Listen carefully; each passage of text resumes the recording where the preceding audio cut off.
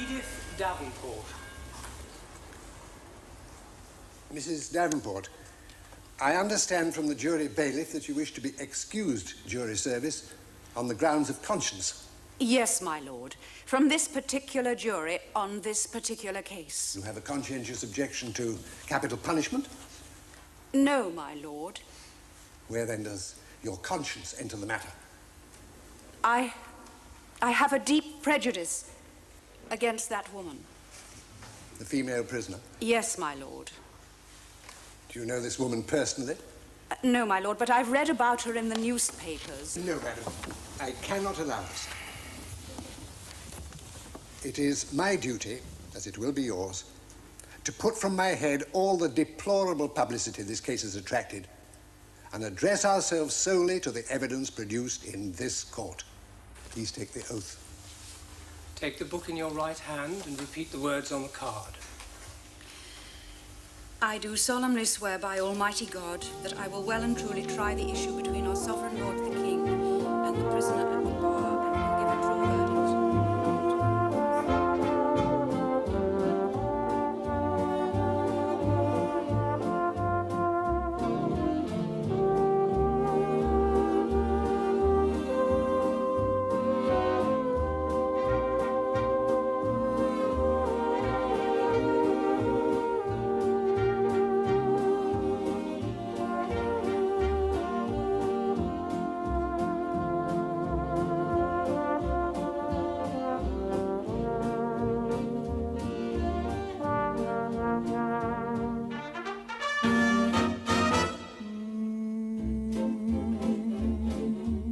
Stole my heart away, makes me dream all day, dreams I know can never be true. Seems as though I'll ever be blue. Means my happiness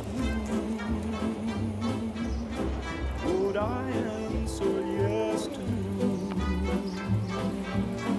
Well, you want to guess who? No one but you.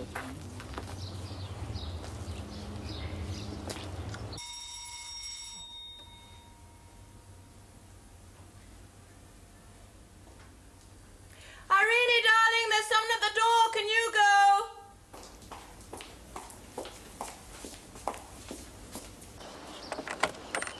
Yes. Hello, I've come about the advertisement. You're too old.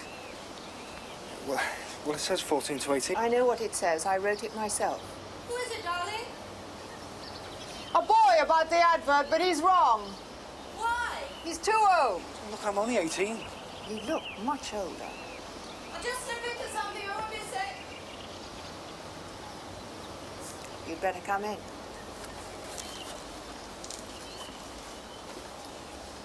Tell him to go into the lounge, make himself comfortable.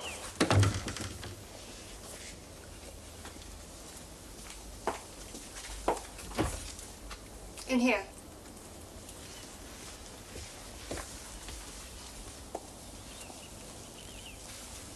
Oh, thank you, miss.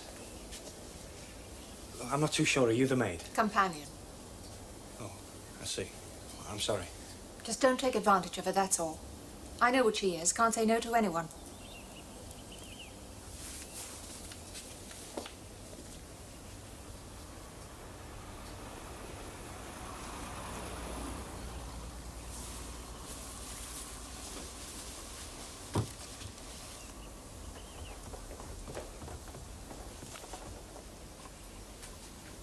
Hello. Sorry to keep you waiting. Been peeping at my music. Look, I wasn't... Oh, silly boy, I don't mind a bit. Look, that's me. Taken quite a few years ago, I'm afraid. I write music. Lausanne's my pen name. What's yours? Bowman. Just Bowman? Oh, George. George Percy. After my dad. What does your dad do for a living? He's a builder. Well, from up north originally. I've been working for him, only well, there's not too much of that about these days. Oh, I know. It's just terrible, this slump. You know, I can't sell anything. Well, they did Night Brings Me You on the wireless about a year ago. That's absolutely all for ages. Here, let me take your cap. Thank you, miss. And it's Mrs. 3 times over, as a matter of fact. Gosh, now I'm giving things away. But the truth is, I started very young. Do you know, I've a boy of 13. He's almost as old as you. Isn't that terrible? Your young lady said I was too old. Yes, well, it's working on the building sites, I expect, made you so developed. I mean, you do look what I'd call fully grown. Look, I wasn't lying to her. Oh. No, of course not. Oh, don't mind Irene. We do everything together. You'll be working under her, as a matter of fact. You know, the boiler and the shoes and things like that. So, I'd better tell you what the wages are. I'm afraid that's one of the reasons we wanted a younger boy. My husband will only go to £1 a week. What, living in, Mum? No, I'm afraid not. There really isn't room. Well, Mr. Rattenbury's an architect and works at home. And when the boys are here for their holidays, well... Still, I expect I could slip you a few bob on the side, you know. Expenses. Only rats, that's Mr. Rattenbury, wouldn't have to know. Do you live far? The other side of Bournemouth. Well, about half an hour on my bike. Oh, well, that's all settled then. Would you like a drink? No. No, I don't. Oh, do you disapprove? Oh, no. Well, my dad does. He's a bit religious. Yes, well, you have to have something sometimes to cheer you up, don't you? I mean, look at Jesus. He turned the water into wine, didn't he? Not the other way about. You can tell you're about that. Oh, Lord, here he is. I'd better warn you. You'll have to shout. Hello, darling. Did you have a nice walk? Bloody east wind. You should have told me. Oh, did you get chilled? Ah, blasted the buggery. Nearly lunchtime, is it? I see you started. Won't be long, dear. I expect you're wondering who this is. No, I wasn't, but who is he? His name's Bowman. He's going to help Irene. Any references? Oh, no, sir. I've not done this sort of work before. What? Don't worry, darling. I've been into all that. Can you drive? Yes, sir. I've got a license. Oh, well, that's marvellous. Oh, darling, isn't that just too marvellous? Look, we've got a chauffeur. No uniform. Oh, no, of course not. No. Well, perhaps a cap and a mackintosh.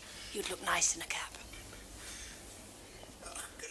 And, Mr. Rattenbury sleeps down here because he doesn't like the stairs. Sorry,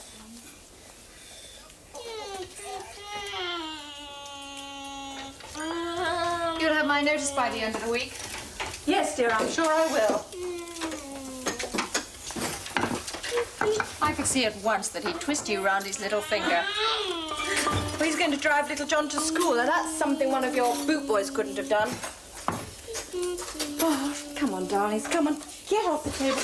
Out of the kitchen. Go on. Christopher, you can take this tray through if you want. Is that Bowman's bike I saw outside? Yes, I expect so. Super. It's a BSA with racing handlebars. Ooh. Come on, John. Lord, is that really all I've got? I promised I'd get Bowman a cap. Did you know? Well, don't forget you owe me 4 weeks' wages. And then there's Christopher's new cricket bat. Oh, Lord, well, I'll just have to tackle rats again. Pray for me, darling.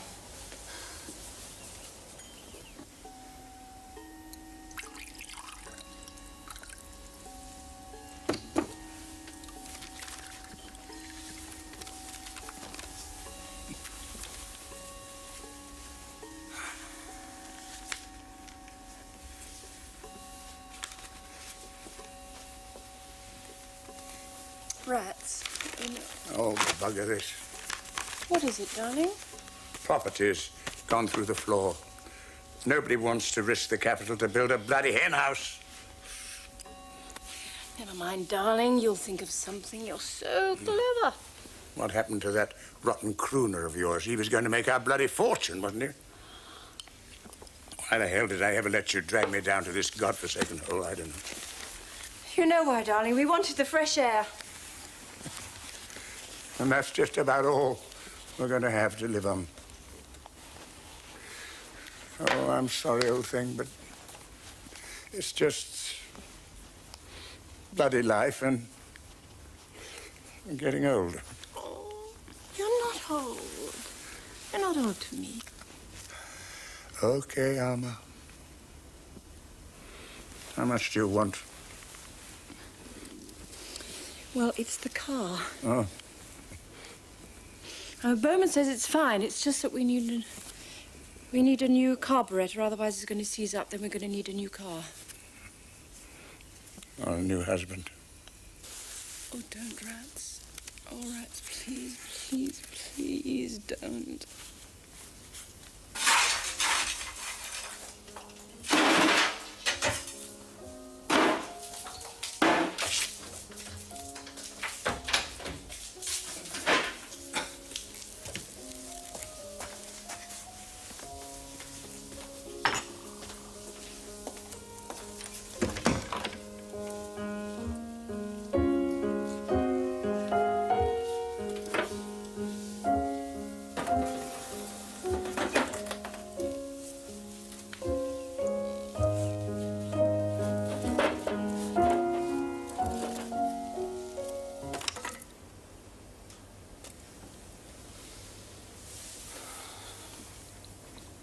No good, is it?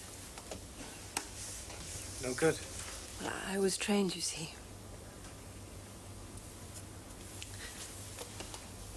I only do it now to chase away the blues.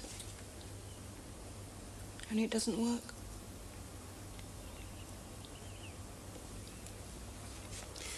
What year were you born, truly?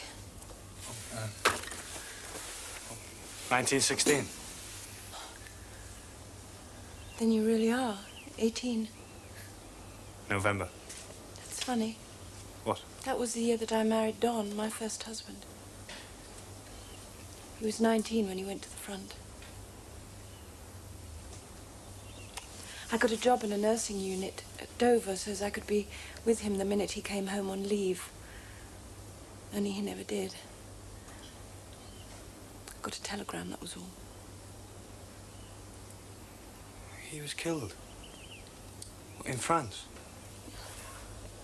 There's one rose that dies not in Picardy. It's the rose that I keep in my heart.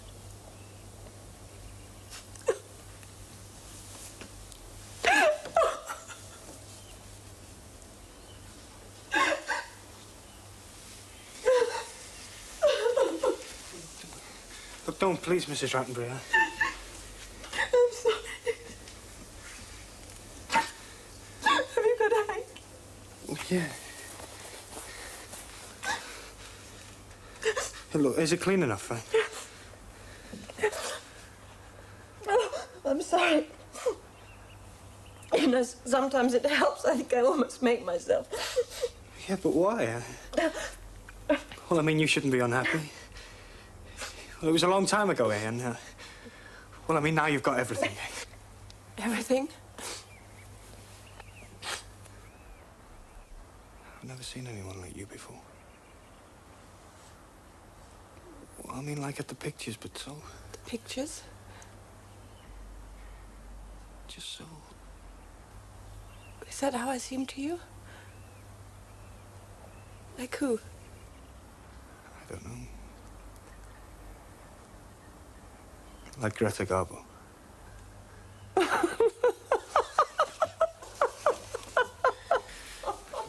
Look, I'm sorry. Oh, I'm sorry too. Here, here's your hanky. I feel much better now, thank you.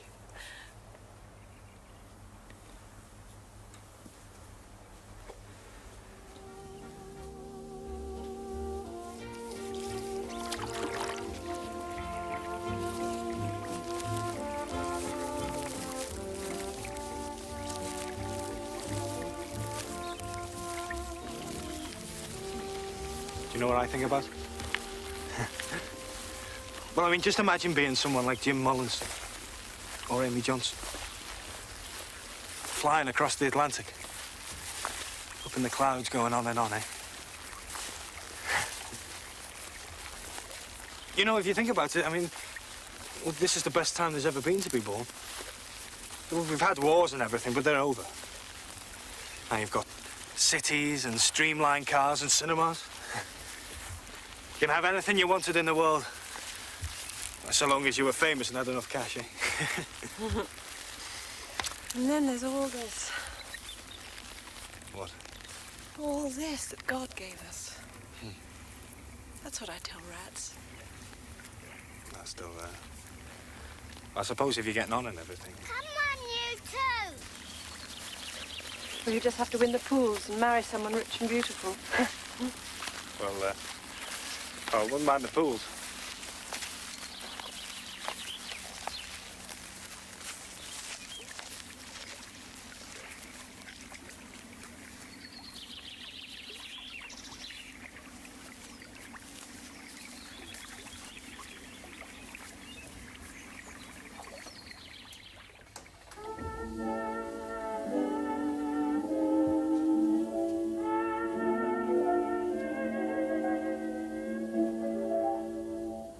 Night and day,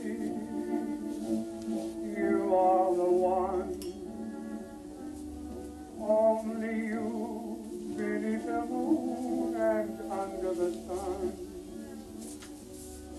Whether near to me or far, it no matter, darling, where you are. I think of you night and day.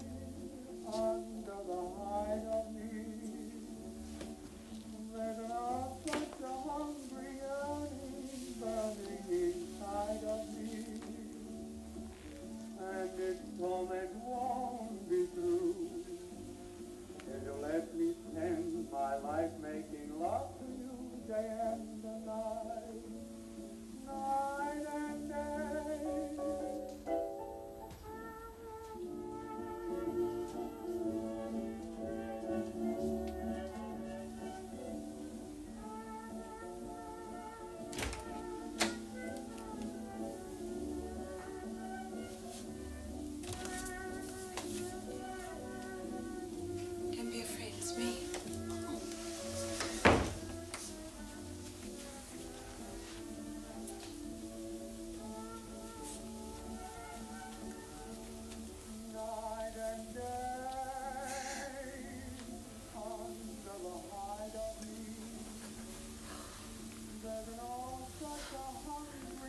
Are you trembling? I love you. I love you. I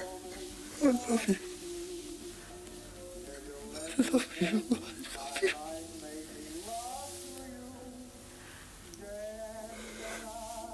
It's all right. It's all right, I'm here.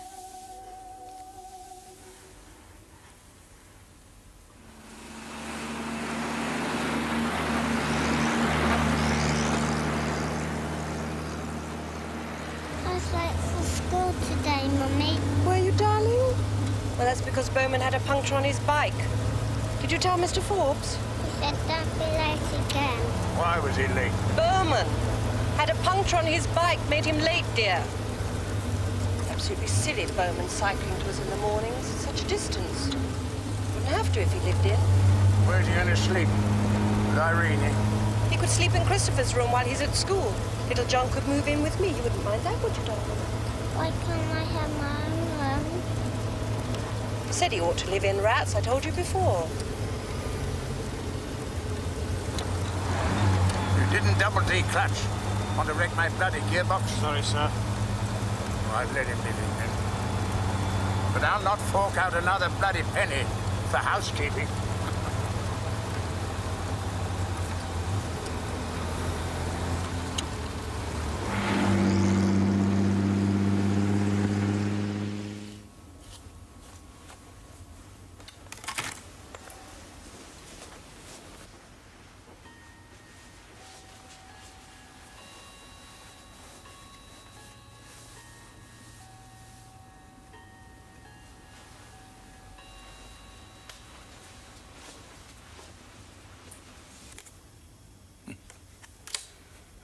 You know what, Bowman?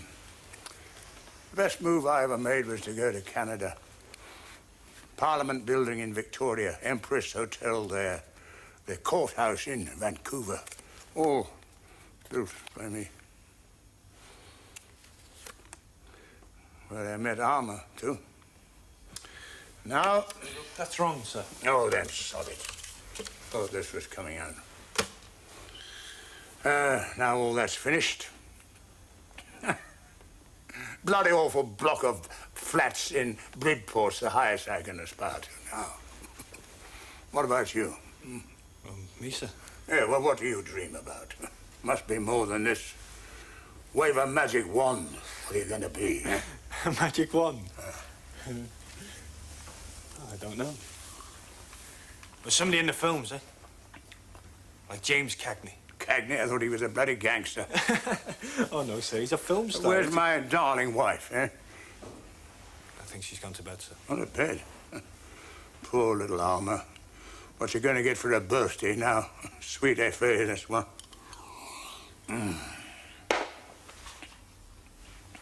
You're a good boy, Bowman. You understand what I'm telling you. Got to take care of Mrs. Rance.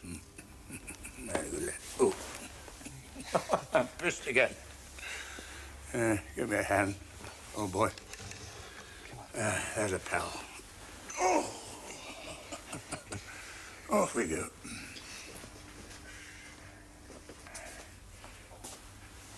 You know what?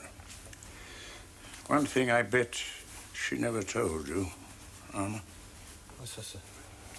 1917, French army gave her the Croix de Guerre. She was a stretcher bearer at the front. You know that? No, sir. No, I didn't.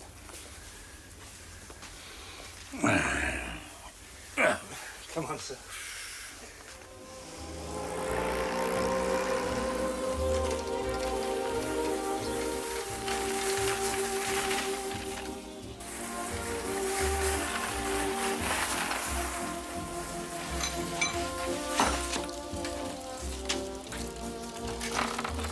Hello, Bowman.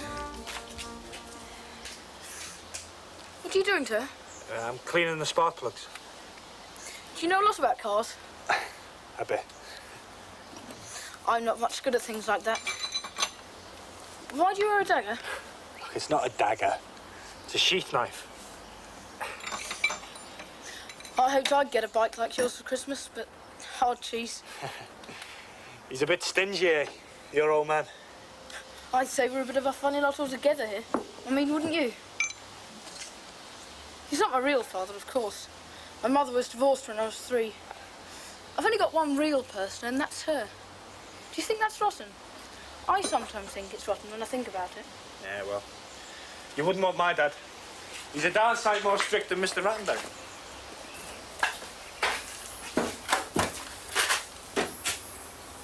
Have you got many friends? Friends? Brothers and sisters? No. You're lonely.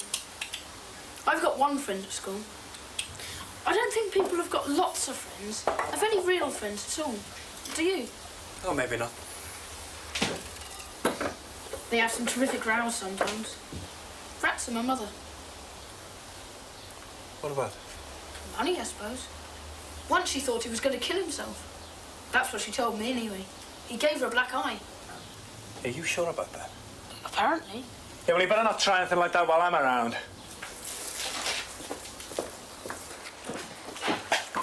Well, back to school tomorrow. Actually, he's not such a bad old stick, old rat. I'd say they're quite fond of one another, wouldn't you?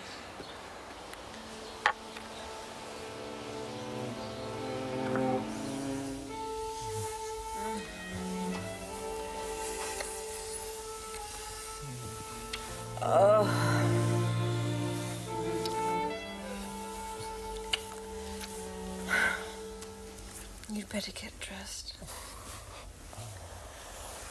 What for? We can't lie here all afternoon. Why not? I love it. But it's not fair to Irene. Irene? What the hell's she got to do with anything? And rats might come home at any minute. Let him. Let him come.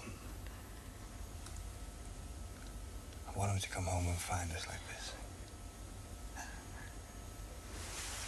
I want him to come in here and see you like this.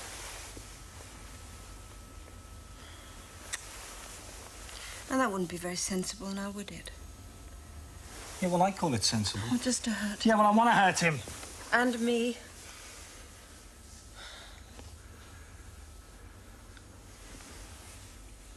I want to hurt you sometime. You do. All the time. Because I love you so much. Oh, you've no idea how much I love you. Look, why don't we do something? I mean, what's the point hurting each other, me and you? Why don't we go away like I told you? We'll just be together where we don't have to keep thinking all the time about what Irene thinks or what he thinks. Darling, I've told you, you know. Yes, I know you've told me. Well, look, you do what you want, eh? I mean, you just stay where you're taken care of, eh? That's all very fine. Oh, now that isn't fair. Yeah, who's being fair to me? You're being fair to me, you say that? Well, I tried to. I mean, it's Bowman fetch this, Bowman get that. And then the next minute it's, darling, I love you. I'll do anything you want, Well, just tell me. I mean it. I mean Yeah, well, I every tell you word now, of I'm it. getting out of it. Oh, no. No, you can't just walk You're out not of gonna here. stop me, am I? Please, no, darling. Please don't leave. If you want to see me again, you better come. No, listen to me. Listen, I love you. You know I love you. I can't just walk out of here like this. I can't let you go. You mustn't go now. Please, darling. Well, leave me alone, I'm warning you. No, darling. Please listen.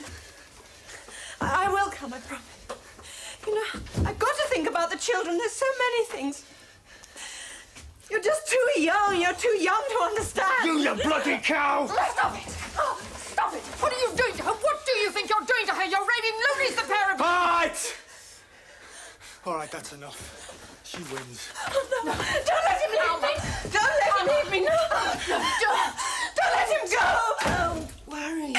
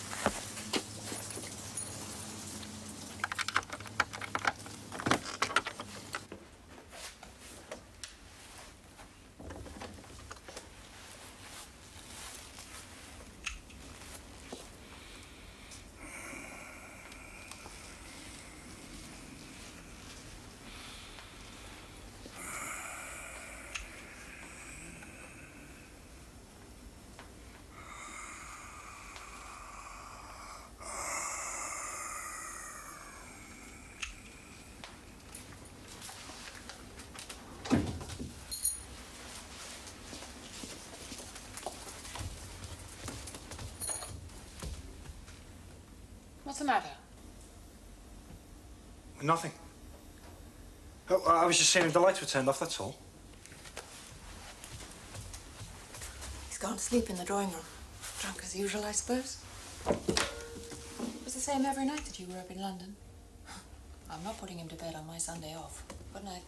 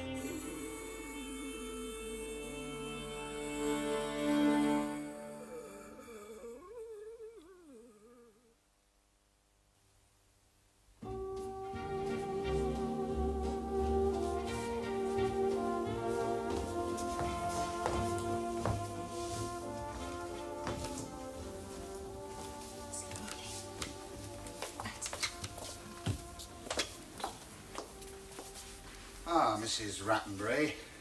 You feeling better now? She had her bath, matron.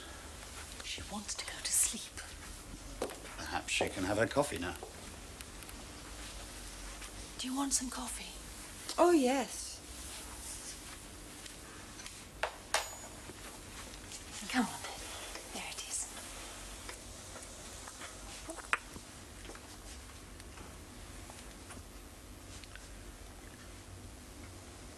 What's the time? Where's little John? Bowman's giving him his breakfast. It's Monday. Bowman's taking care of it. Mrs. Rattenbury, you do understand you've been charged with your husband's murder. I cautioned you a short time ago and you made a statement. May I read it to you now?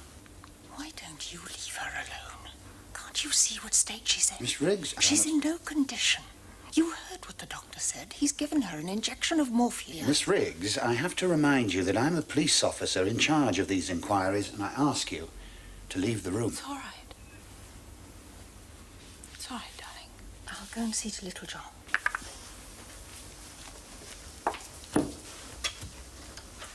Sorry. What was it you wanted? I can't seem to think of anything. I was about to read your statement, Mrs. Rattenbury. Oh, can I see it? I can read it. Can you read it out to me, please, as it's written down there? You mean aloud? If you please. About 9 p.m. on Sunday, the 24th of March, 1935, I was playing cards with my husband when he dared me to kill him, as he wanted to die. I picked up the mallet. He then said, "You have not got guts enough to do it." I then hit him with the mallet. I hit the mallet outside the house. I would have shot him if I had a gun. That's all. Is that a true statement, Mrs. Rattenbury? Yes, quite true. Then I must ask you, please, to sign it for me. Just there, please, Mum, as you normally sign yourself.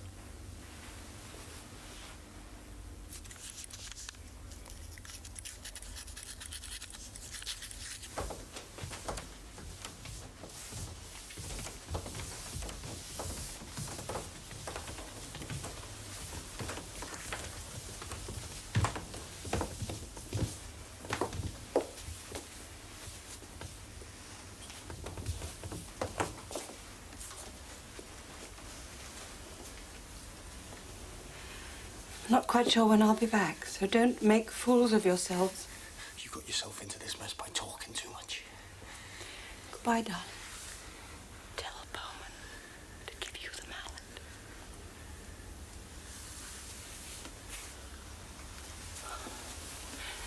Goodbye, little John. Goodbye, Mummy. You be good at school, all right?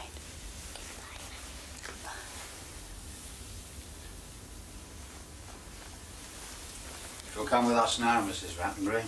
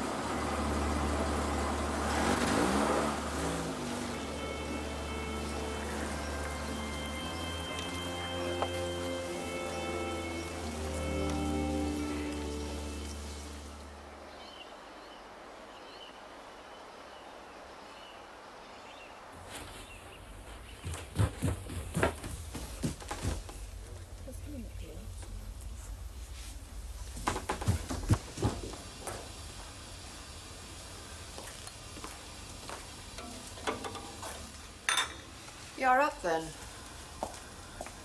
There's somebody in Mrs. Rattenbury's room. Mum and Dad. I asked them to come over.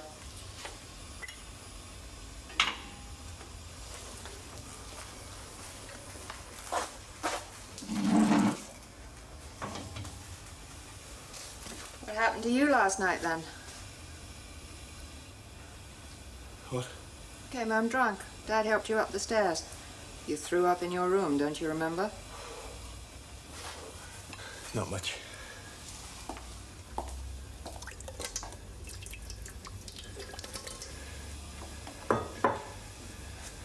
I got her to stop drinking those cocktails. Wasn't having her doing that.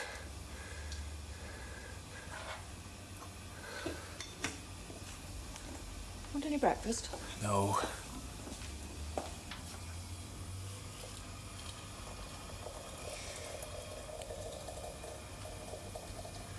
Mrs. Rattenbury's in jail. And I put her there. That's what you said last night. You were shouting it up and down the road.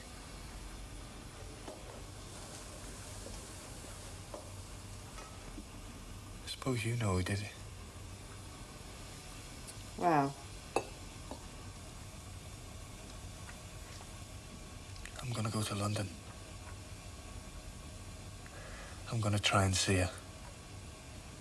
And then give myself up.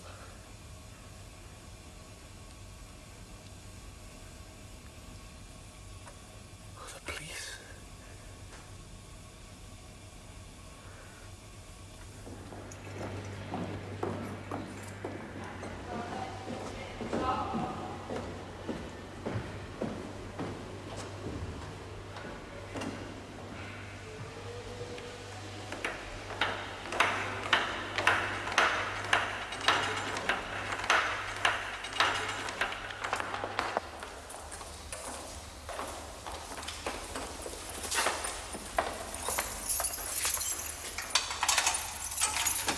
You know, quite frankly, my dear Manning, we'll have our work cut out for us, whoever we get.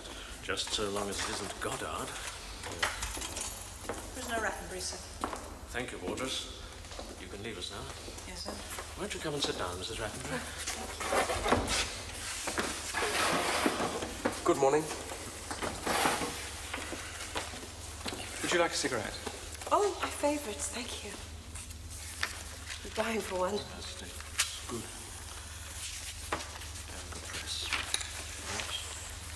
Will those keep you for a time? Thank you. I do miss them. Is there anything else I can get that you need? No, thank you, Mr. Montague. I mean, nothing a man would know about hairpins and things, but Irene can bring those. She's still coming to see you. Yes, she brings me news about little John. And Christopher? I had a letter from him yesterday. Didn't say much. Of course, they've told him. Mrs. Rattenbury, I must warn you that the sensational reporting of this case in the national press has caused a deep public prejudice against you, and I fear we face a very difficult task. Yes, of course, I realise they'll think that I was the one who... Ah, yes, but they do blame you for something more than murder. You see, you had an affair with a much younger man. So husbands detest you because you did something they dread, and wives, well, because they're jealous of you. Now, outside this prison, there's an army of jurors, men and women, who hate you with the bitter hatred of fear and envy. Look, do you still insist that your various statements to the police are true? Well, I can't very well go back on them, can I? No, but you can certainly claim that you gave them at a time when your mind was hopelessly confused. And look, if I am to save your life, Mrs. Rattenbury, and I ask you for nothing but the truth, you must. Well, I'm sorry, Mr. O'Connor. But I can't. Very well. Now, I did it. Rats has lived too long. I shall make a better job of it next time. Do you remember every single word? Yes. Yes. Do you remember dancing around half-dressed, trying to kiss several of the policemen? No, I didn't do that. They didn't say that in the magistrate's court. No, of course, because it didn't suit their purpose. But they will say it at the Old Bailey trial because it will suit mine. Oh, must you? I mean, I can't have been. I'm not trying to kiss you. Yes, but you've had drunk almost a bottle of whiskey by then. But you don't remember any of this. In fact, it comes to you as a complete surprise. Yes. Yes, and yet you remember clearly every word of a statement you gave to the police in the middle of this fiasco. Really, Mrs. Rattenbury? Well, my mind must have cleared. Oh, and you'll say that in court? Yes, absolutely. Right. Where did you find the mallet? It was lying about. What, in the drawing room? Oh, no, it can't have been, can it? It was in the hall. Did you know that Bowman had borrowed it from his father earlier that evening? No. What did you do with the mallet afterwards? I hid it Why? because it looked so horrible. More horrible than the sight of your injured husband covered in blood? Please, don't do it. I'm sorry, Mrs. Rattenbury, but I must. Now, where did you hide it? I don't know. I can't remember. Why should Bowman know where the mallet was and not you? No, he didn't. Yes, he did. On his arrest, he told the police exactly where it was hidden, and that was exactly where they'd found it, with his fingerprints all over it. Well, they would be, wouldn't they? Because he had just carried it all the way from his father's. Yes, so why weren't yours on it? Because I wore gloves. And where did you find these gloves? I got them upstairs. Lots of pairs. I see. So your story then is this. Your husband asks you to kill him.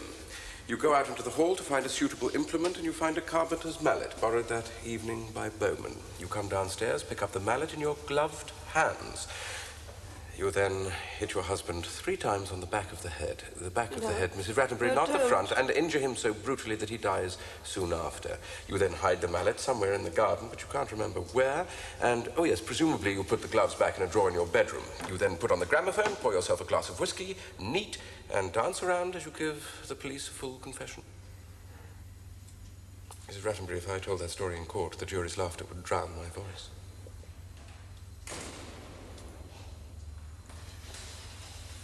Well, I'm sorry. So, that's that. No, it isn't that.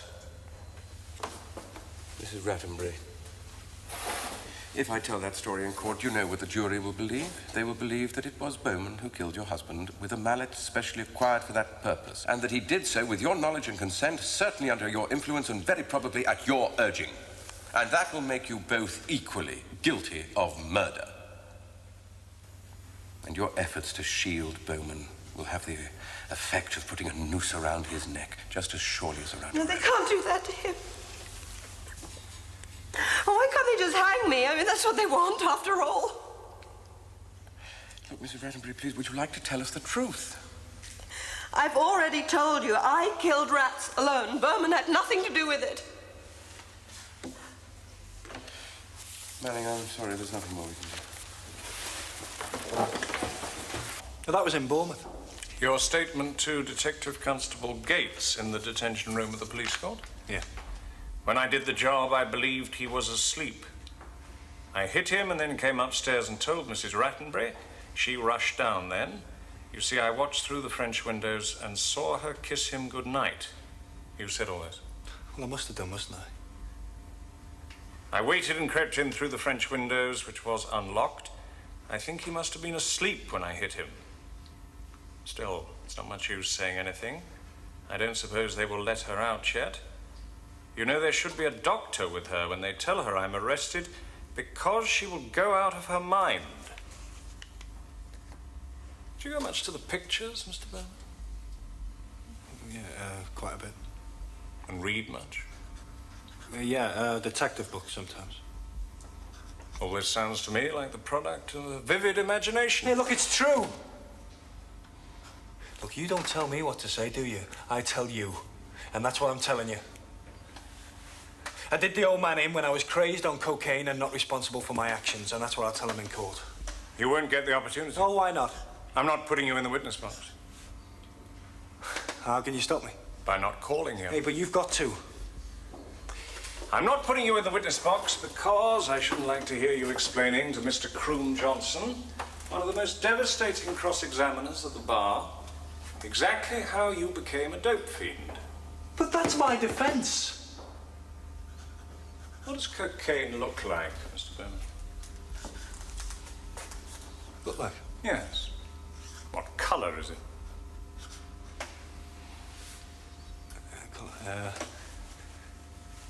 Brown. Brown. With like black specks in it. With black specks. And if you went into the witness box, you would tell Mr. Croom Johnson that. Yes, of course. And if he asked you why, in popular parlance, it was called snow, how would you answer him? I don't know. I didn't know it was. It is called snow because it is white, Mr. Bowman. The purest possible white. Oh, my God. Exactly. Well, look, if I don't use cocaine, what's my defense? I have told you many times you fell under the influence of an older woman who seduced you, exploiting your position as a servant. No. And drove you to madness, imploring you to kill her husband. No, she never. I have to remind you, you're of an age to be hanged. Yes, I know that. You're disposed to die. No, look, I want to live. But I'm not going to say she made me do it. I mean, they can tear me apart before they get me to say that. I don't think you quite understand. Come on, look, it's you that doesn't understand. Look, Alma Rattenbury, lying, deceitful bloody cow that she is, she's the only woman that I have ever had. The only one that I've ever loved.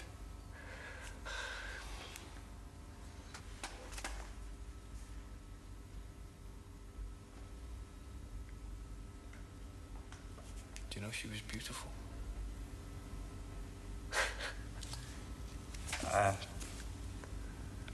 Well, I mean, like those days we had in London here. They were like a dream to me, really. I just... No, Mr. Caswell. I must stick by Alma. I just wish I could see her again, just to tell her, that's all. You will, of course, at the Old Bailey.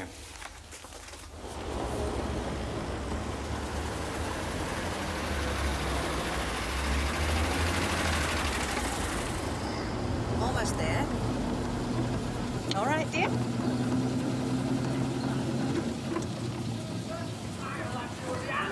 She's in there. It's Mrs. Rattenbury. Come on now, stand back. Stand back. It's right back!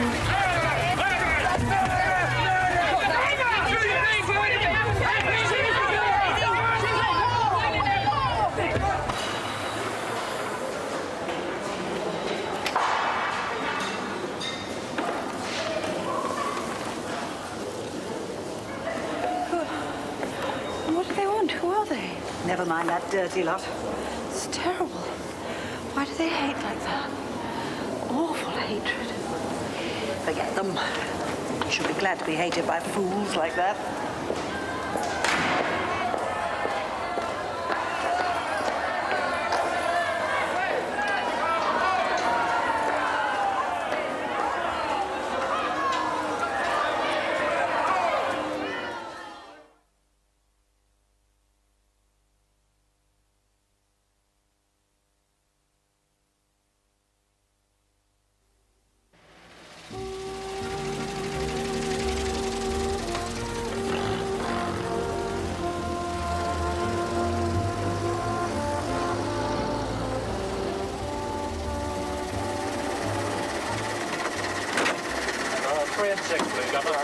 Mark Caswell, just the man I wanted to see. Me? But I've telephoned your chambers every day this week. Well, I'm sorry, dear boy. I've been up to my eyes in fraud.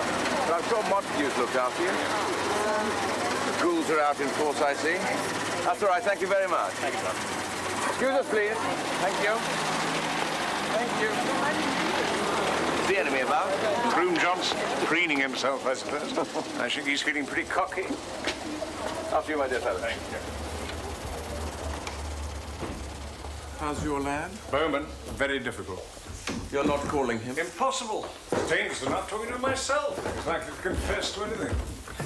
Well, mine won't take a stand to save her life. Literally. It's very tricky, the whole thing. Do you intend to involve us in the borrowing of the mallet? Bowman's father's going to say he assumed the boy borrowed it with your client's consent. Oh, assumption's nothing. What did he tell the father he was borrowing it for? Rob a sun shelter in the garden. Sun shelter? Mid-March? One of the coldest days of the year? Was it? Yes. Should I have known that? Is it important? Just to me. Why? Ah, trade secret, dear boy. If I thought it would help you, I'd tell you. But it won't. You always seem so damn cheerful. It's half the battle. I didn't sleep at all last night. Well, that's a mistake. I had a large dinner at the Garrick, got away from the bloody actors, and slept for 2 hours in the smoking room, and then home to bed.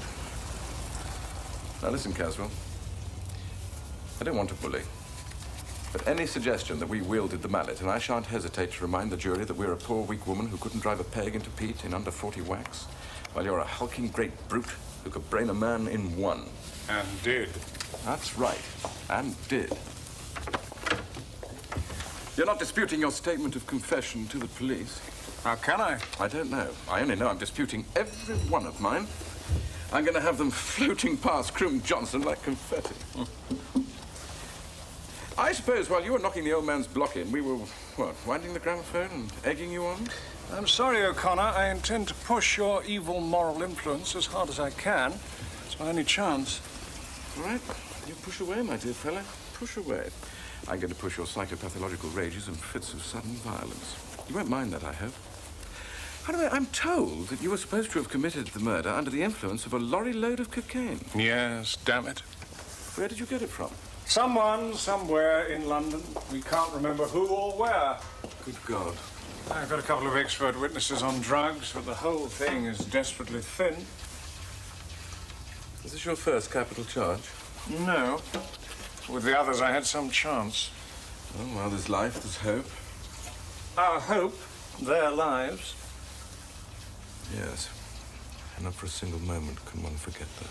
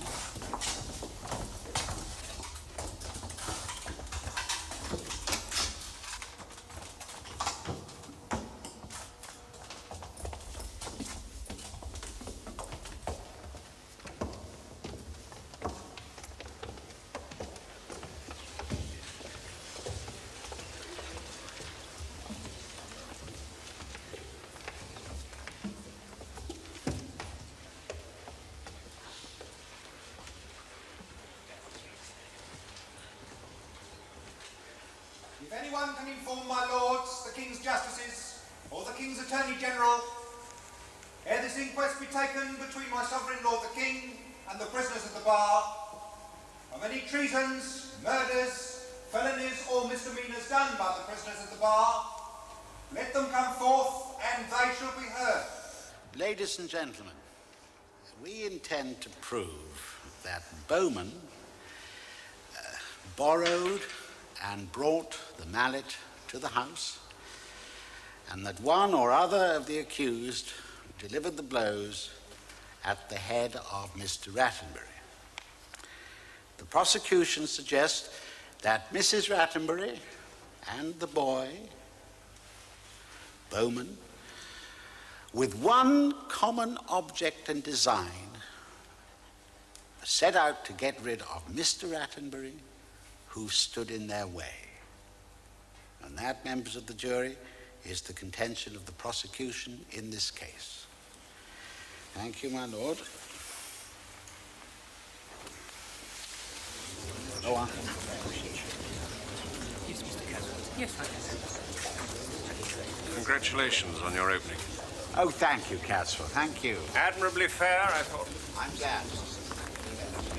Fair. If that bloody Croom Johnson uses the phrase woman and boy once more, I'm going to have him disbarred and demand a retrial. Why don't you tell him?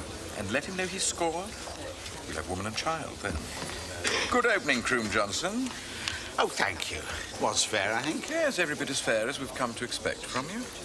I wanted to stress that this is in no way a court of morals and that the jury must direct themselves only to the facts of the case. Against this woman and this boy. Ah, now, I noticed your unease at the use of the term boy, but what else, in all honesty, could I call him, O'Connor? The jury have only to look at the dock. Yes, to see a hulking young man old enough to be hanged and a woman who looks young enough to pass herself off as his sister. But the gap in ages is so much part of the case. One must face facts, however disagreeable. Bloody man. Do you know I drew him in the bar golf tournament? He wouldn't even give me a 14-inch putt. I missed it, too. Now, Miss Riggs, you have already told my learned friend, Mr. Croom Johnson, that on the night of the murder, you came home and looked briefly into Mr. Rattenbury's room. Yes. And then on your way upstairs, you saw Bowman on the landing and exchanged some words with him. And shortly after that, Mrs. Rattenbury came into your bedroom and told you that she and Mr. Rattenbury were leaving to visit some friends in Bridport. Yes, Mr. and Mrs. Jenks. Now, was there anything unusual about her? Did she look as though she had any idea at all that her husband was downstairs, mortally injured? No, not at all. So she left you and went to bed. And shortly afterwards, you heard someone going downstairs. Was that very quickly? Yes, in a hurry. And then almost immediately the cry of Irene? Yes, And you were downstairs in the drawing room, what, within a few seconds of hearing that cry? yes. And what was her condition then? She was in a terrified state. Not at all as you had seen her a few moments before in your bedroom. Not at all. She was a changed woman, absolutely. And then we heard how the doctor was sent for and left again when Mr. Rattenbury was taken to the nursing home. The police arrived, and sometime afterwards, Dr. O'Donnell returned and took Mrs. Rattenbury upstairs. Yes, to give her an injection of morphia. And what was her condition then? She was in a terrible condition. She was almost asleep on the stairs. Now, did you hear Dr. O'Donnell warn the police officers that she was in no fit condition to make a statement? Yes. And then on her way finally to the police station, did she say anything to you about Bowman? Yes, she whispered to me, "Tell Bowman he must give you the mallet." And did you tell Bowman that? But as soon as I asked him, I realized that the police had already found the mallet. And what did he answer? Nothing. Thank you. There was something else. The morning before he left to go to the police, I asked Bowman why he'd done it. Wait a minute. Mr. O'Connor, do you want to put any further questions? I think I will follow this up if I may, my lord. I should have said it before when he asked me another question. And what was that? On the Tuesday, I asked Bowman why he had done it. And what did he say? He said because he had seen Mr. Rattenbury living with Mrs. Rattenbury on the Sunday afternoon. Let me have this. Did you say living with him? I think the expression means having marital relations, my lord. Was he sober when he said this? Yes, quite. Thank you, Miss Riggs. You are Arthur Ernest Bagwell, a constable in the Hampshire Constabulary station at Bournemouth. Yes, sir. Would you tell the court, in your own words, of your actions in the early morning of March the 25th? And you may use your notebook if there's no objection.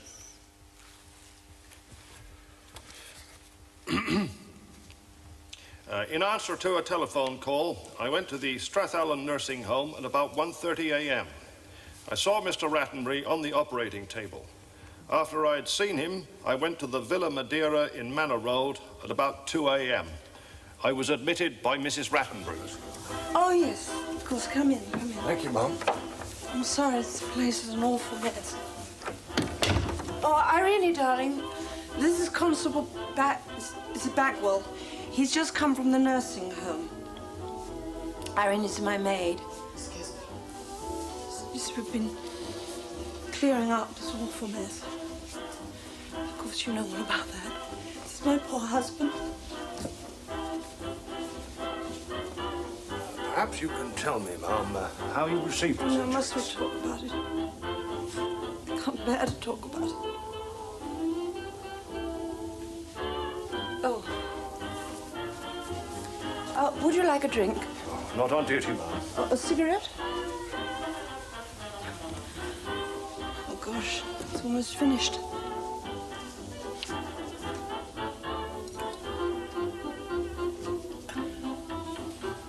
I don't normally drink this, all I've got. Shall I tell you? There was this book. Oh, look, it's here.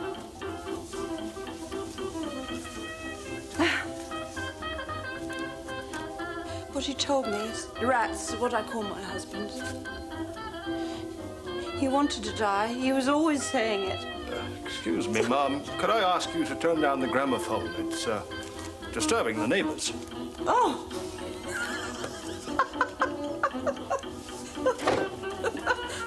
Now, that's terrible, isn't it? I mean, disturbing the neighbors is terrible. With all the noise, Mum, it's difficult for me to hear what you're saying. I need music. All my life, I needed music. I love music. It stops me thinking. Excuse me, Mum. I want you to understand. Nice and strong. Let's dance.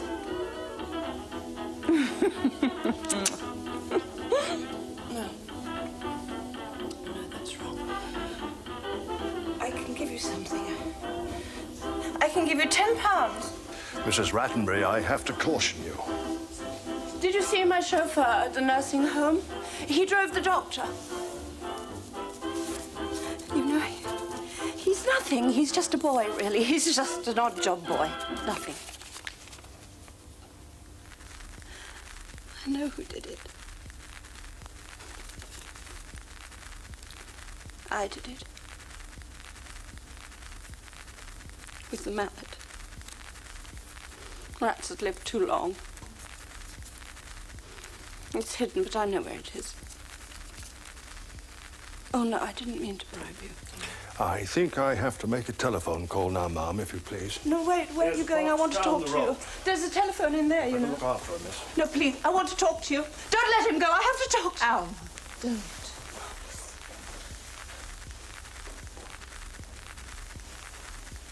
Now, Constable, one final question about Mrs. Rattenbury's behavior.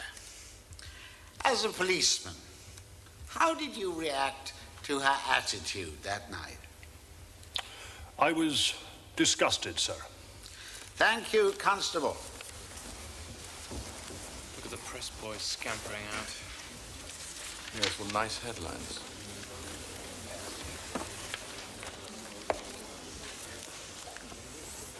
Constable, how long have you been in the police force? 30 years. So during that time, you would, of course, have attended at many gruesome occasions, car accidents and the like? Yes, sir, many. Yes, so you would be very familiar with the medical phenomenon known as shock? I've seen cases of shock, sir. Yes. Severe shock? Some severe. Good. How do such persons usually behave? Well, I'd say sometimes they're not quite all there. Oh, not quite all there? Well, not aware of their surroundings, or overexcited, or over-talkative? Both, sir.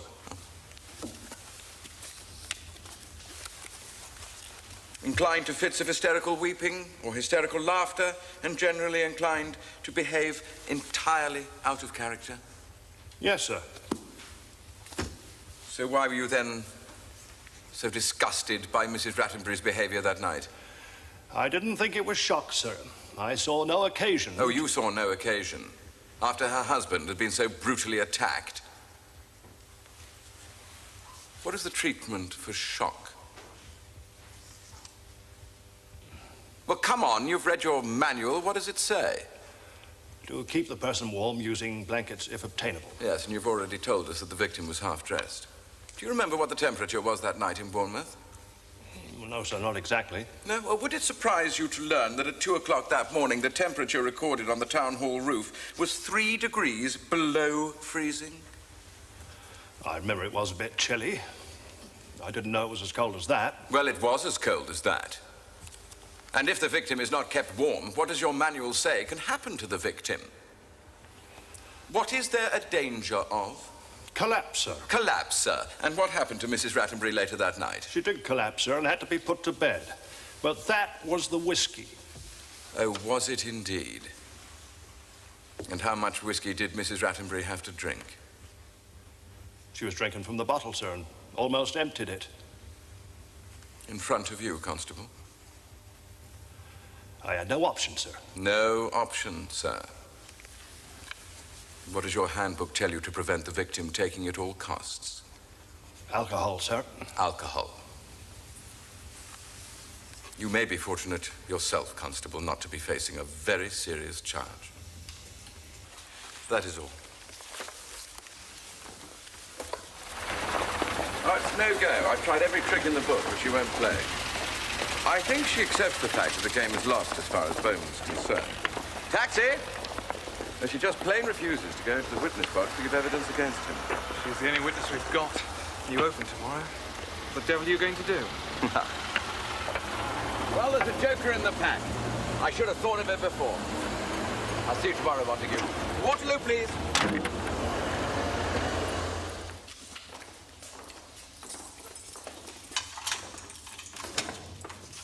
Good evening, Mrs. Rattenbury. Mr. O'Connor, what are you doing here? I've brought someone to see you. Oh? Thank you, madam. Please.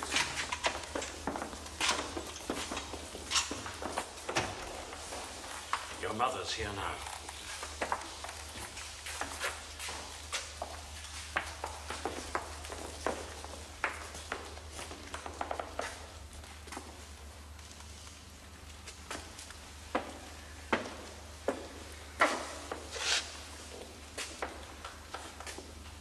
What kind of a man are you? As someone who wants to save you, Mrs. Rattenbury, despite yourself. Manning and I will wait outside.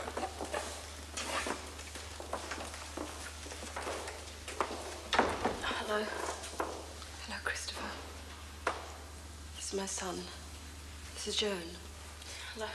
Hello, Christopher. I'll leave you two together.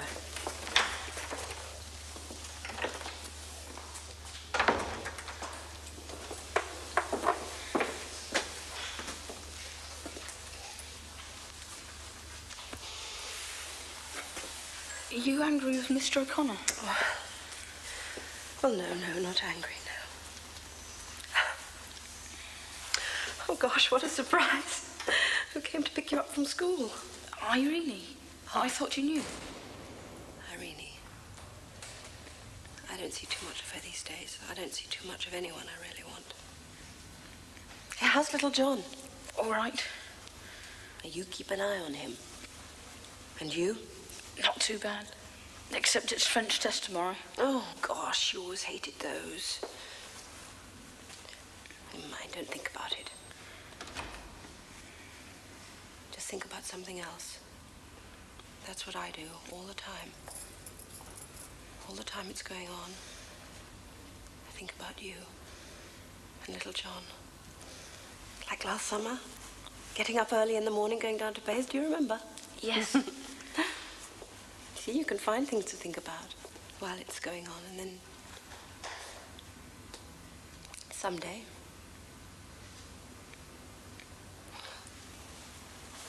It's going to be all right. It's going to be all right, isn't it?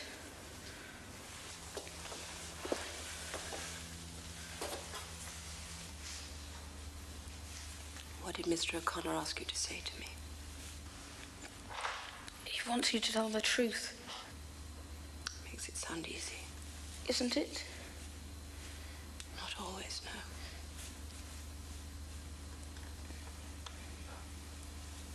What do you think I should do? Mr. O'Connor said I'd understand. Because it might be like sneaking on a friend. I just don't know. It must be pretty awful, having to think... I don't know, I just want you again, that's what. Oh, my darling. Oh, my darling, don't be afraid. I'll make it all come out all right, I promise you. Oh, I promise you.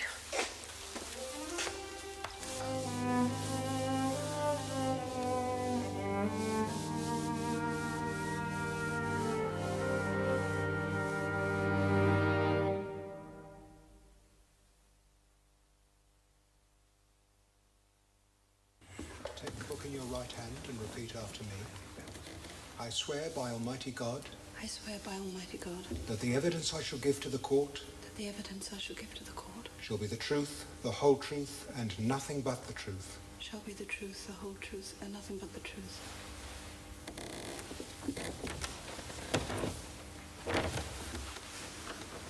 You are Alma Victoria Rattenbury. Yes, Were you married to the late Mr. Rattenbury 7 or 8 years ago? yes, Now, I believe you have been married twice before. Your first husband was killed in the war. yes, You divorced your second husband, and by him you had a child. yes, Christopher. Now, there was also a child of your marriage to Mr. Rattenbury, who is 6 in June, I believe. Yes, little John. Now, since the birth of that child, did you and your husband live together as man and wife? No. Yes, of course. Mrs. Rattenbury, I must ask you to speak much louder, if you will, so that the jury can hear you. Oh, yes, I'm sorry. So, since that time, you did not live together as husband and wife at all? No. On what terms were you? We were quite friendly. Was your married life happy? Like that. Did your husband have a separate bedroom? Yes. Was that at his suggestion or yours? Oh, his. But you would have been ready to continue marital relations with him.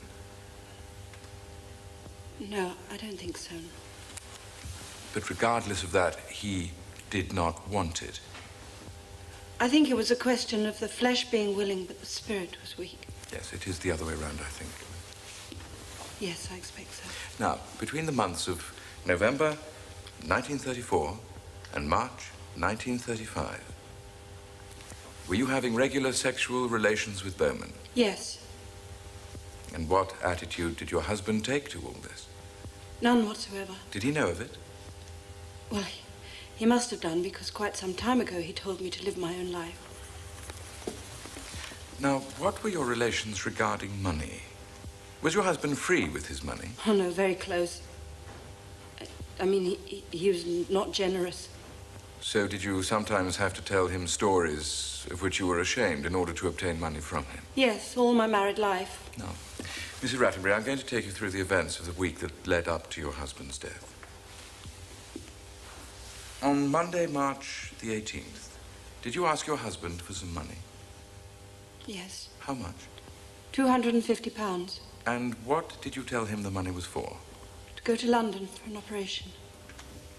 And did you in fact go to London the following day? Yes, with Bowman. Hey, the Royal Palace Hotel. Hey, look.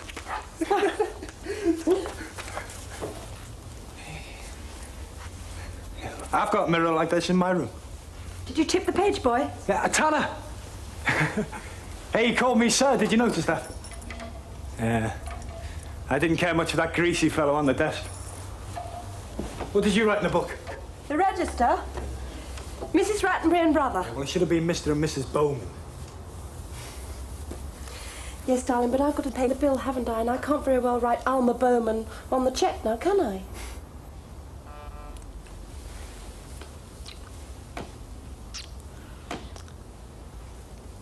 Did you get that £50 out of the bank for me? Yeah. There we are. Now, you keep £20 for yourself so you can pay for things as we go along. All right. It's 30 for you and 20 for me. Hey, now what do I get? No, not Hey, now. you promised me. I know. You promised me that I wouldn't have any of your horrible rows if I came away with you. Yeah, but just look at that bed, eh? Yes. No, we've got heaps of things to do first. Like what? I want to go to Harrods and buy you a suit and shirt and some ties. Yeah, and silk pajamas. Is that what you want? Yeah, silk pajamas. That's what they wear in the flicks. Hey, and I want to go and see Lives of a Bengal Lancer. It's on at the Carlton. Oh, no, let's go to the theatre. You know, Bobby Howes is on at the Hippodrome. You'd like that. I'll toss you for it, eh? Heads. It's yours. What did you say the show was called? Yes, madam. Yes, madam. Yes, madam. Anything you say, madam, eh? But now I'm going to have you on this bed, so what do you say to me? Yes, sir.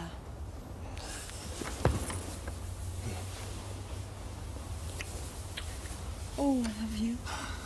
Oh, I love you.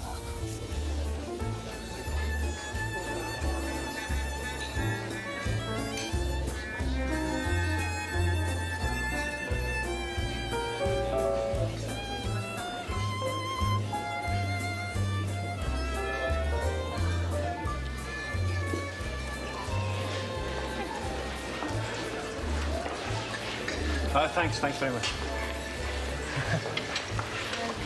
What's this place called then? It's a thé dansant.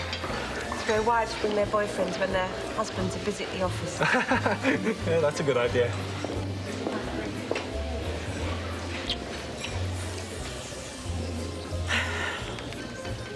What have you been doing all day? Just walking about. How did you get on with your crooner fella? He said he won't have another broadcast for at least 6 months. But he's promised to look at my new song. I was missing you. Did you miss me? Yeah, not much. You swine. I went down Bond Street. Pond Street? Whatever for? For this. What is it? It's for you.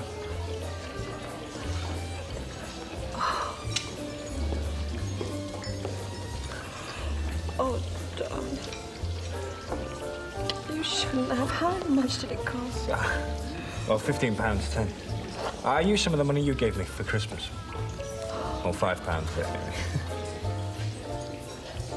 It looks beautiful. Shall I try it on? Now, let me. No, the other one. Third finger left hand. But I've...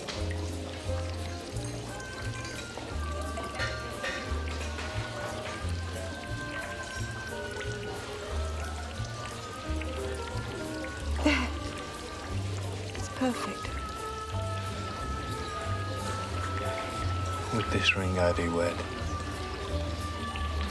and with my body I thee worship.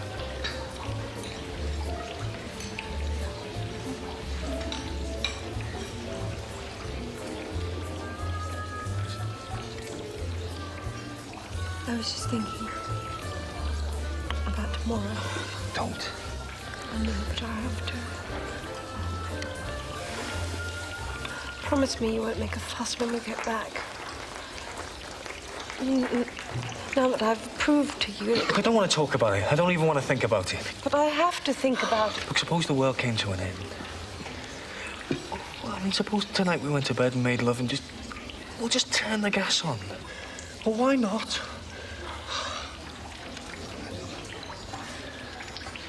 I don't care about tomorrow. I just want this to go on and on forever.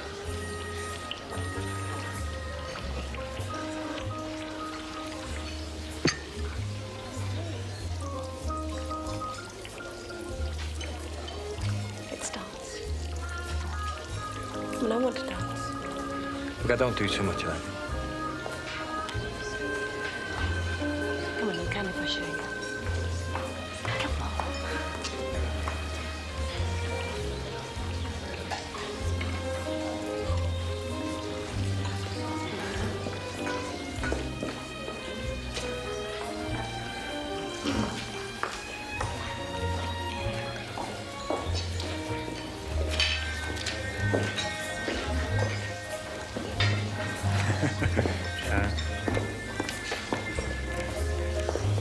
Try a bit closer. No.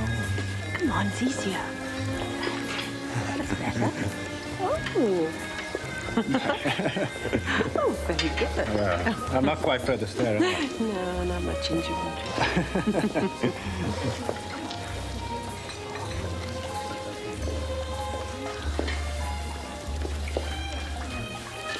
Oh, I just want to go on and on like this. I want to go on and on like this till the end of the world.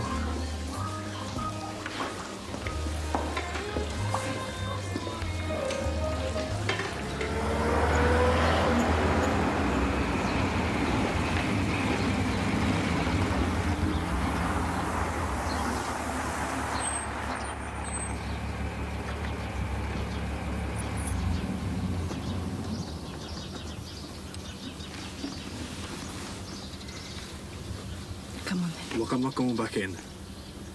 I'm never going back inside. Oh, don't be silly. It's Irene's day off tomorrow. Little John's at home. I've promised him. So come on. Just for me. Hmm?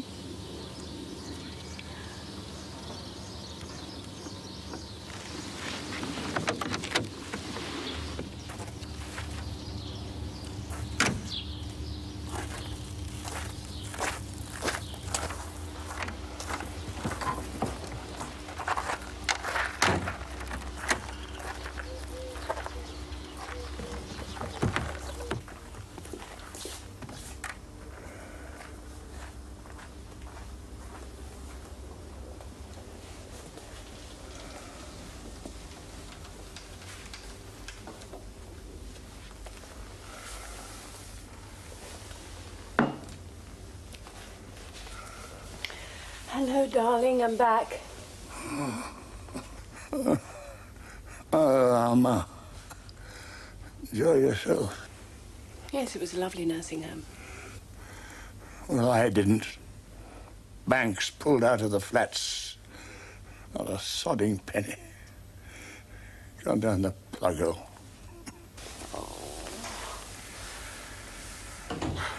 Never mind, Rats. Tell me about it tomorrow. Not this.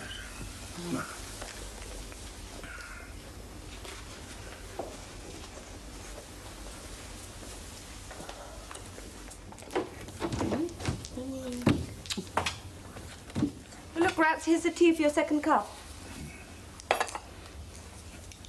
God, that's the bloody truth. What's that, darling? Thank you.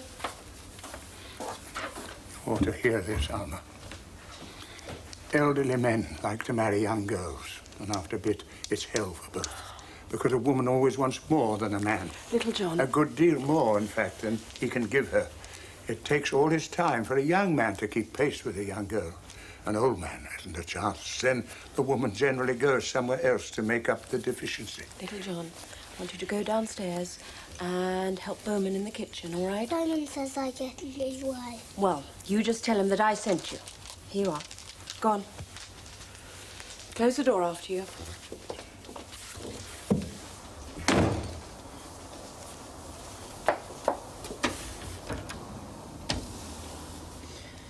Look, Rats, I don't know what this is all about, or why you're trying to get at me in front of Who Little said John. I'm trying to get I know at that you're disappointed about the flats, but It's I got thought nothing we to do settled with all the that. sodding flats. This is my story, Alma. An old man who marries a young girl and gets back his youth. But only for a time, Alma, only for a time. Sounds like a beastly book. I don't want to hear anything What? about it. I said I don't want to hear anything about Oh, it. of course you don't want to hear about it. Nobody does. But we know what's coming just the same. So when every day you die just a little more, you need the guts to do what this fellow does and finish it. Please, Rats. Please don't start again. Please, please. Well, what's he send you down for? To help you. Well, do what? Do what you're doing. Shall I play soldiers?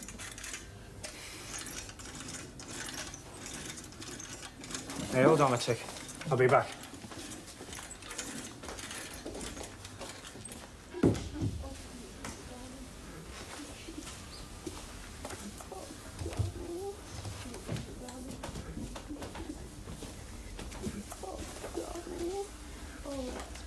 Please don't. Oh, I'm sorry, sweetheart. Oh, I love you. You know how much I love you. God, you bitch. You lying bitch. But it's not true. I mean, there are lots of things that you can enjoy. What about you? Oh, I enjoy heaps of things. Well, we've got Christopher and little John. Oh. All of this started because that beastly bank wouldn't give you the stupid money. You know it did. I know what. What?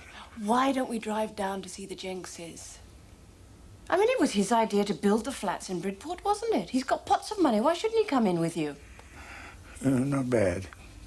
Not bad at all. We can drive down tomorrow. You could even have a round of golf. I'll ring Madge later on. Bowman can drive us. Oh, sweetheart.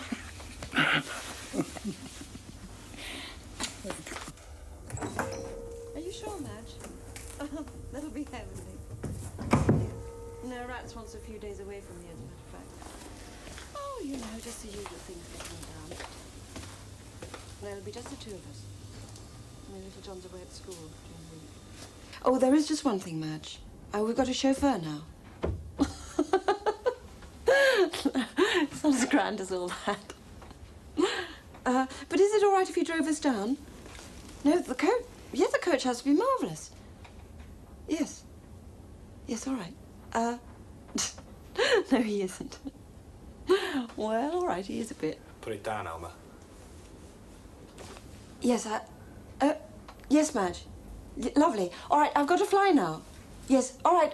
After tea tomorrow. Lovely. All right, bye. You're not going, Alma. You're not going anywhere. What on earth are you playing at? What are you doing with that thing? It's a gun. Oh, look, that's such a silly game. Look, it's not a game. Shh. Do you want rats to come in here and see you with that thing? Just put it away. It's not a real one, anyway. It's Christopher's pistol. Well, whatever it is, just put it away. You're not going, Alma. I know what you were doing this afternoon, and I shan't let you go away with him. I shan't. What was I doing this afternoon? Why did you lock the door? Because I didn't want little John coming in and seeing his father. Well, what do you think I was doing? You were making love. Oh, what utter rot! I don't believe you. Well, you can believe me or not, just as you wish. Do you think I was going to drive you there? Do you think I was going to sit out in the bloody kitchen with the cook while you and him... I thought you wanted to come. All right, stay here if you like. Rats can drive. Yeah, well, I won't do it, Alma. And I won't let you do it either. Oh, please, please, please. Don't you think I've had enough to do already with him? You don't bloody know what you've done. That's your trouble. You don't bloody know. Darling, oh, darling. Leave me alone. I'm not going to let you, Alma. Not this time. I'll find a way. Damn blasted.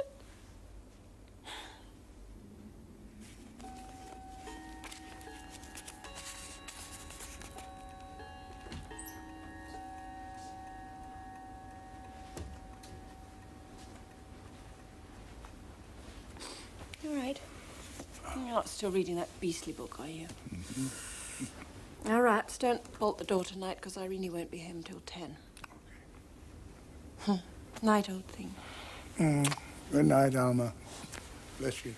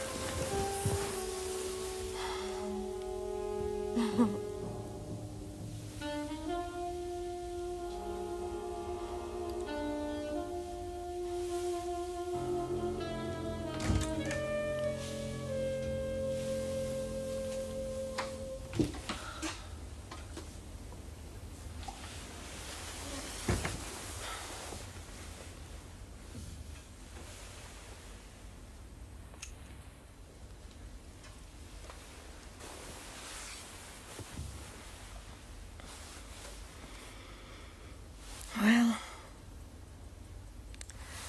fancy seeing you then.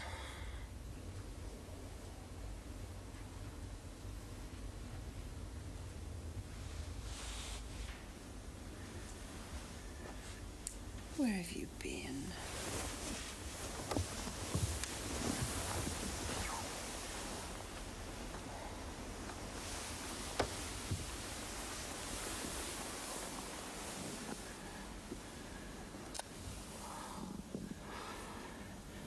Look, I've still got the ring.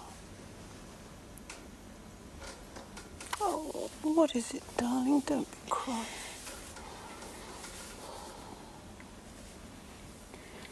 I'm in terrible trouble, Alma. What kind of trouble? had trouble. What do you mean with your parents? What is it? You must tell me. I can't. You couldn't bear it. Oh, I can bear anything. What is it? You must tell me.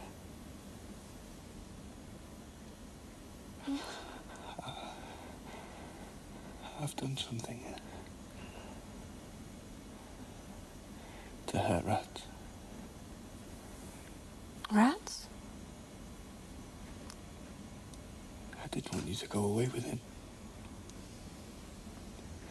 I didn't want you to go away and sleep with him.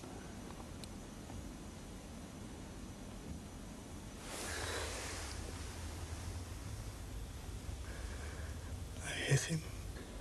What? On the head. What do you mean? I borrowed a mallet from my dad. I didn't want you to go away with him. How could you? I don't believe you. You just see.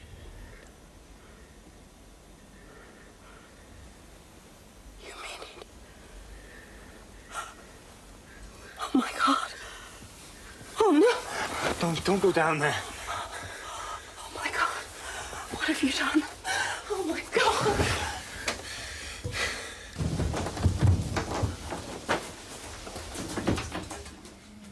Rats! Irene! Oh, my God. Irene! Oh, my God. His teeth. Trod on his teeth. Oh, my poor rats. What have they done to you? Come on. No, wake up. Wake up. What have they done to you? What's happened? It's rats. Oh, look at him. Call Bowman. Someone must get the doctor. Bowman! Bowman, come down quickly! Call Dr. O'Donnell, I can't. It was his teeth.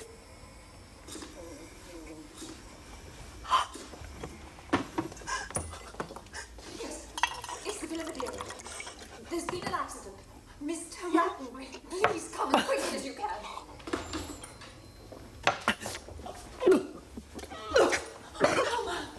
Bowman, you mustn't drink that. Where is Bowman? I don't know. Well, we were in bed. Bowman. What is it? Can't you see?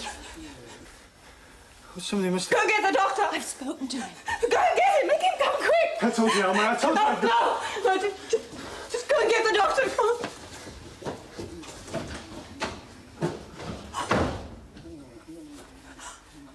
What are we going to do? Oh, look at him. You know, his hands were cold. I tried to warm them. Oh, my poor darling. And that is all you remember? Mrs. Rattenbury? Is that all you remember of that night until the following morning? Yes. You don't remember the doctor coming, the police, the playing of the gramophone? No.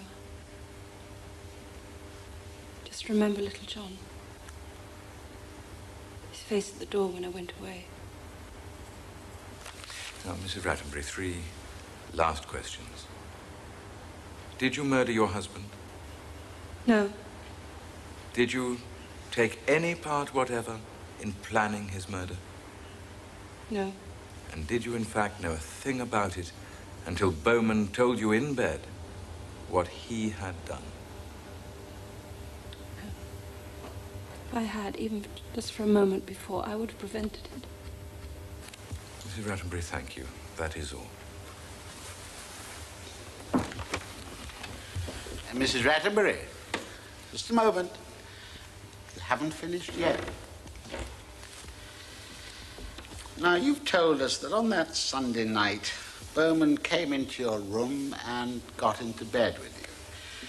Was this something that happened frequently? Oh, always. Always. Yes, when little John was at school. But little John was at home that night. So where did he sleep? In my room. Would you say your lover climbed into your bed with your little son in the same room? Yes, but he was asleep. Little John was a very sound sleeper. Mrs. Rattenbury, when Bowman told you in bed that night that he had hit your husband on the head with a mallet, did you believe him? Not at first, no. But when you went downstairs and found that your husband had indeed been hit on the head, did you believe him then? Yes, well, one would, naturally. Well, you say naturally, but it's my duty to submit to you that you knew Bowman had done it because you encouraged him to do it. Well? Sorry, was that a question? It was a question, Mrs. Rattenbury, and a very important one. Well, I thought that I'd answered it, but... Well, if you want it again, I didn't plot my husband's death. It was a great shock to me. I've never in all my life harmed a human being. Oh, you have never harmed a human being? Not meaning to. Not till now. But you were fond of this boy.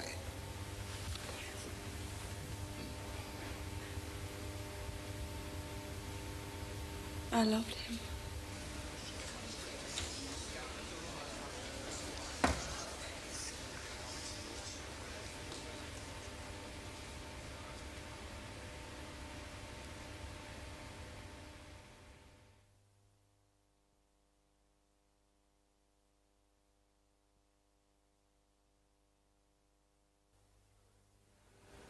Members of the jury, when this boy met this woman, he was an ordinary, innocent English boy.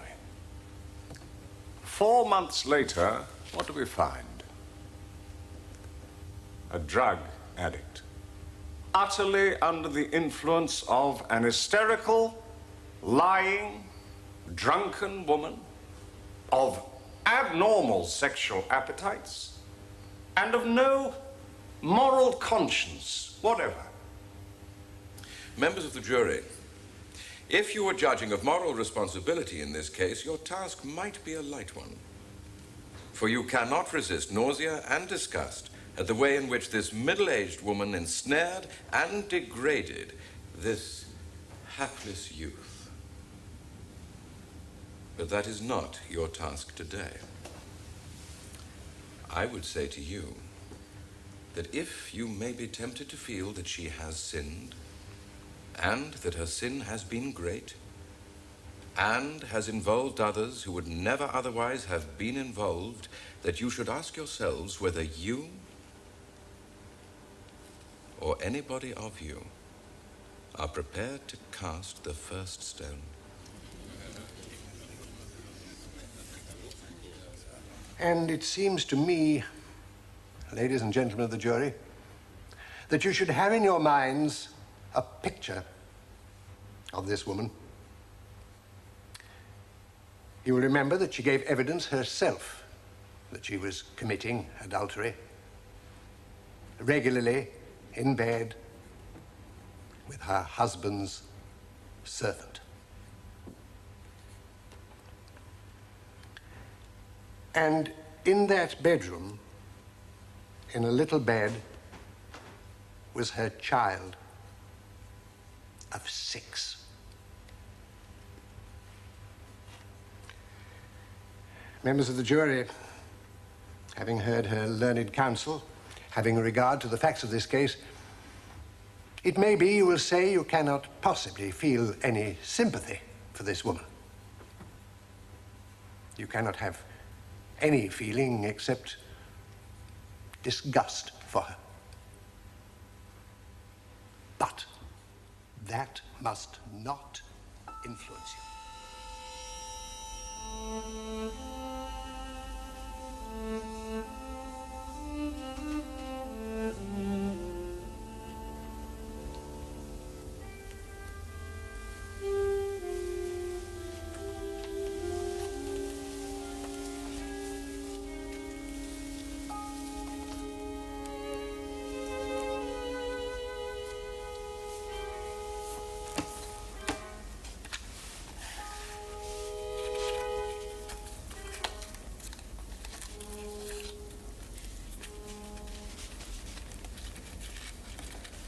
40 minutes.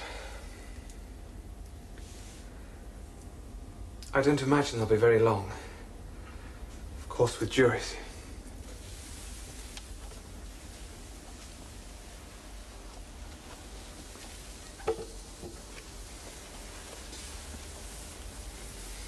Mrs. Rattenbury, I hope you understand why Mr. O'Connor had to say those things to the jury. I mean, he had to explain that however strongly they condemned you morally, that didn't mean they should convict you. It was to force them to concentrate their minds on one thing. Did you, or did you not, commit a murder? Yes, I know. It doesn't matter. Right, my dear.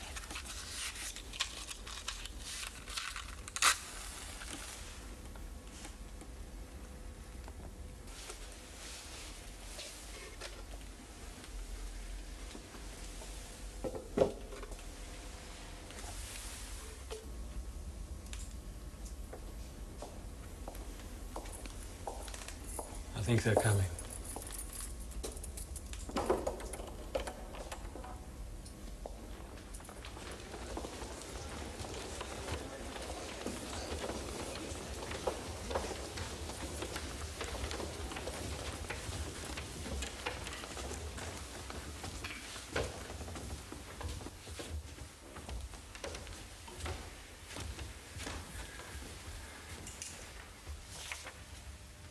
Members of the jury, are you agreed on the verdict?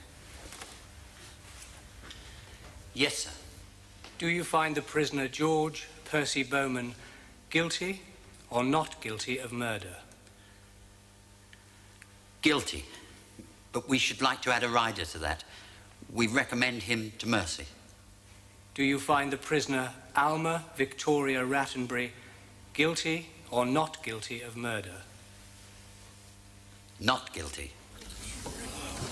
Then you find George Percy Bowman guilty of murder, and you find Alma Victoria Rattenbury not guilty of murder. And that is the verdict of you all. Yes, sir. Oh, no. Mrs. Rattenbury, No. the jury have found you not guilty. You are discharged. No.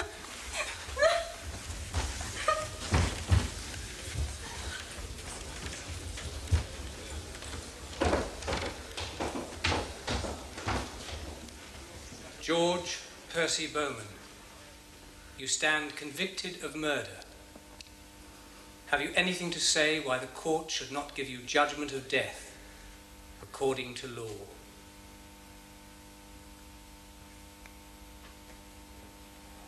No, nothing at all. Please, Mrs. Rattenbury has nothing to say to you at the present time. Where are you taking her, sir? I'm taking her to a private nursing home, and I very much doubt whether you'll be able to find her. Good day to you. We'll follow her to Bournemouth if we have to. Hey, Caswell! Mr. Caswell! Have you seen Bowman? What have you got to tell us? Gentlemen, Mr. Marshal Harvey has a statement for you. Thank you, sir. A short statement, gentlemen. My client was seen by his father after the verdict. I'll read you what he said. I am content they have set her free. Whatever happens to me does not matter. I am glad she has been spared. That is all, gentlemen. We shall, of course, be lodging an appeal. What's your view on the verdict, sir? Well, we're pleased that the jury recommended mercy. We hope that it will be acted upon. Good day. So one more question, please. Good day.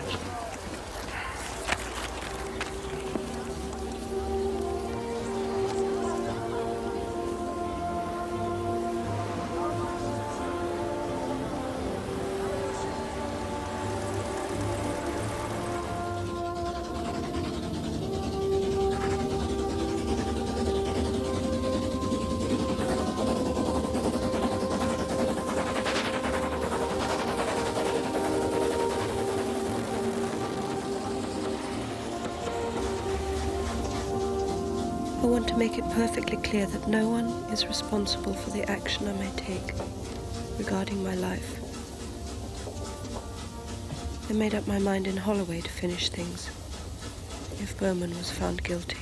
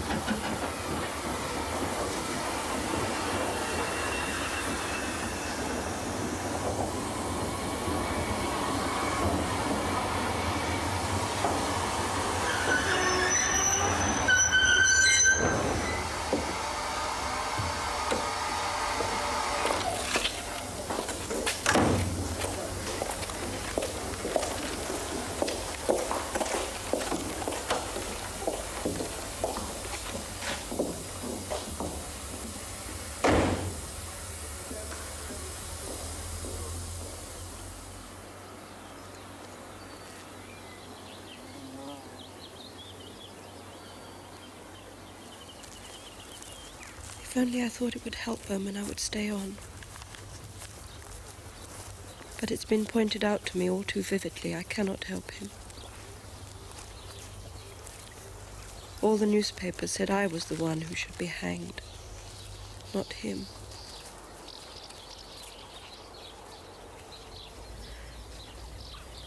How strange I should have found this spot where we walked with little John. I tossed a coin like Bowman always did, and it came down Christchurch.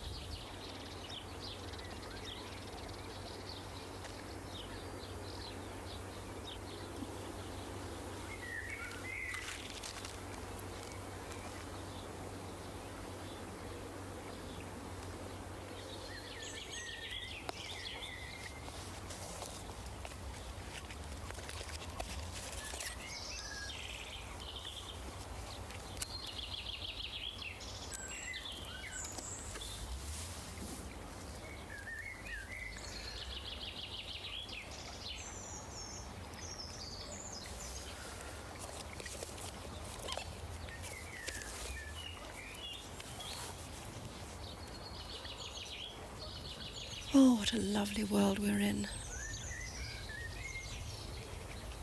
It must be easier to be hanged than to do the job oneself. Pray God nothing stops me.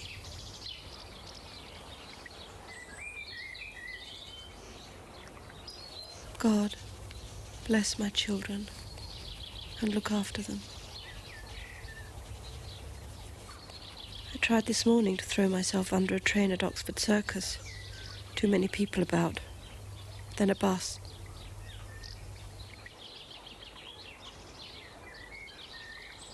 One must be bold to do a thing like this. It's beautiful here. And I'm alone.